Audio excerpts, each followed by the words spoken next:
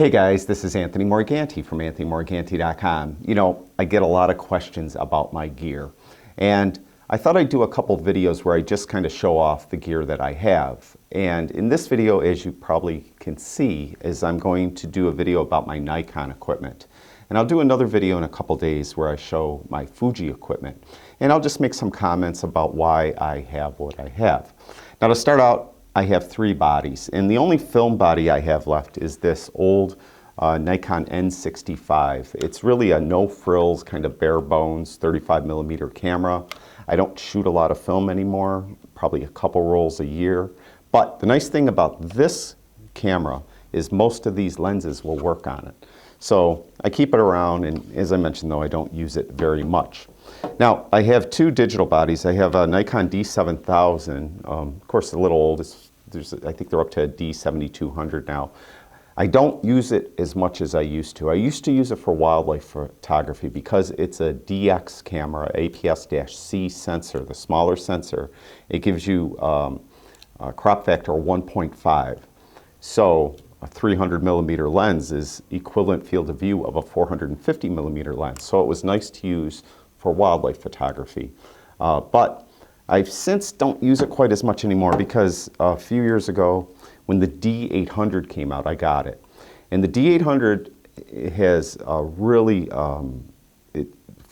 great resolution. So what I found is I give up that crop factor, but I could crop in post and I get a better picture, I think, with the D800 if I need to crop.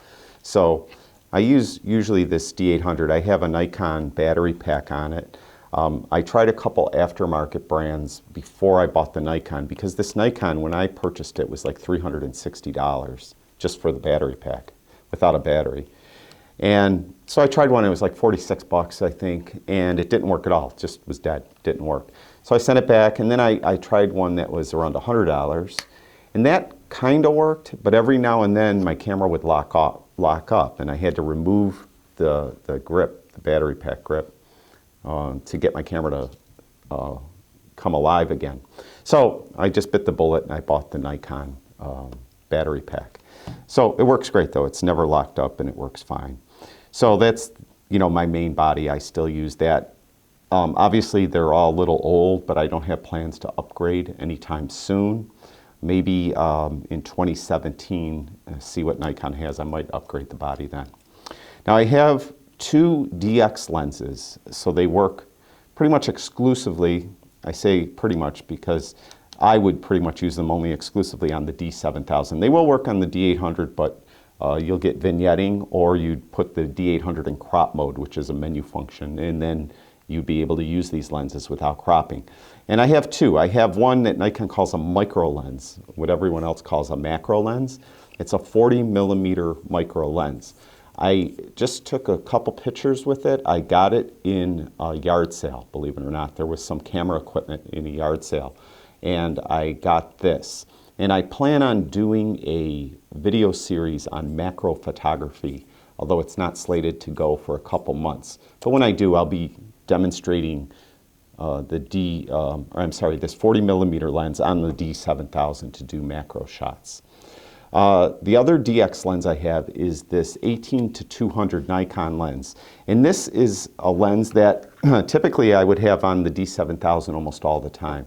It's a good all-around lens. You have 18mm at the wide end, and that is equivalent to a 27mm lens on a full-frame camera. And it's nice for landscapes and things where you need a really wide angle.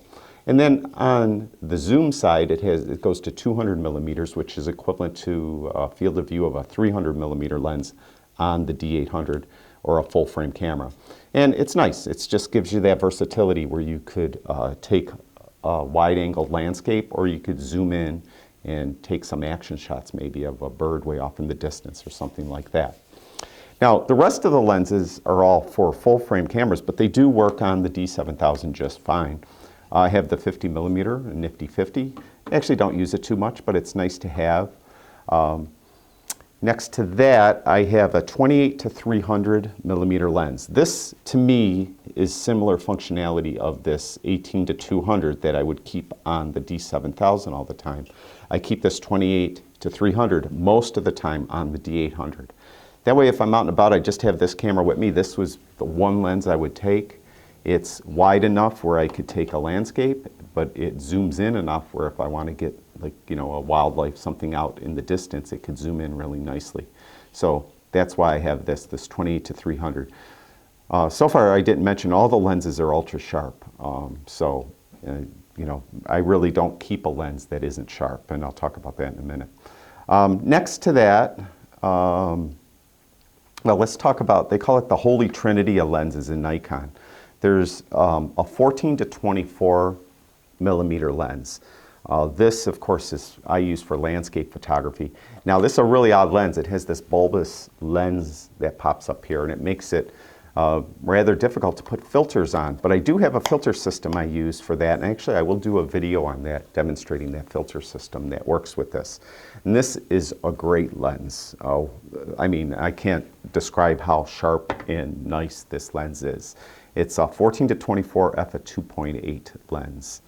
Next to that, I have the 24 to 70 f/2.8 lens, and this lens I use quite a bit. Now, this is the old version. Nikon recently came out with a new version that has image stabilization.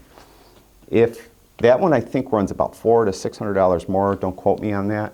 If you have the money, you'd want to get the one with the image stabilization. From what I understand, the optics are just as sharp. It's just as sharp as this lens. But image stabilization will help you out a lot to even get a sharper image. That being said, I don't remember ever taking a blurry shot with this lens. So I use this one a lot. I use it in the studio quite a bit, and I use it out and about.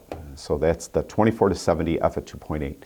And next to that, finishing off the Holy Trinity of lenses, is the 70 to 200 f/2.8 VR2 lens. This is a current lens.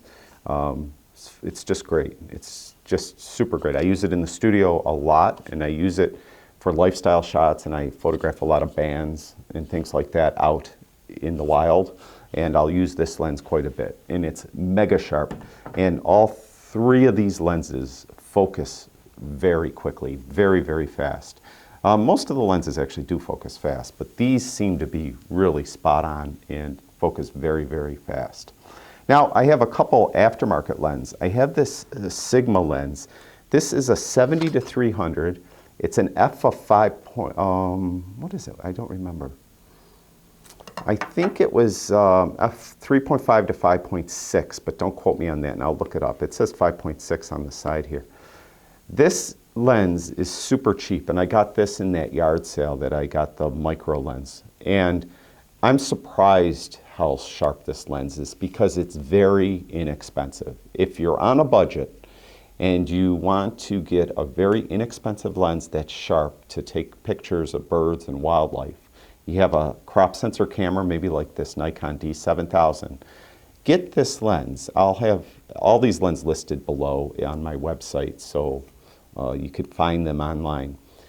I took a picture of a cineris vulture with this lens.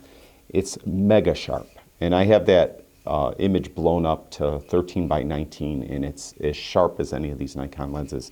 And I just am amazed at how sharp this lens is. That being said, I don't use it too much because I have this focal length covered with other lenses, but it's really a nice lens. And as I mentioned, it's very, very sharp, and you know, and also it's a macro lens, although I never ever used it for macro.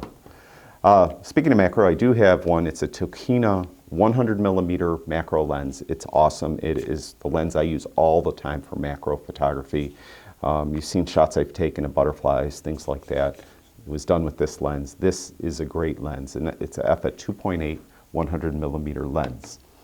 Now, the big guy here is the one I just got. This is a Nikon 200 to 500 millimeter f/5.6. It's surprisingly, I guess, to me, because it's not super expensive for a lens of this focal length. It is super sharp. I am so impressed with this lens. I had a Sigma 150 to 500 lens, and I actually sold it because I sold it even before I bought this lens. It just wasn't sharp enough. The Sigma 150 to 500 just was not anywhere near as sharp enough for me. And when Nikon announced this lens, I was, you know, on the waiting list to buy one when they came out. And I've taken probably less than 300 shots with it, but it's great. So far, it's just an awesome lens. Now, as far as flashes, I have one genuine Nikon flash. I have an SB910 that I use quite a bit. You know, in the studio, of course, I have studio strobes, but I do use this on location in that. And I don't have them here, but I have two Light flashes, which is kind of an aftermarket flash that kind of mimic a lot of the features of an SB910. And I have videos on those two Light flashes.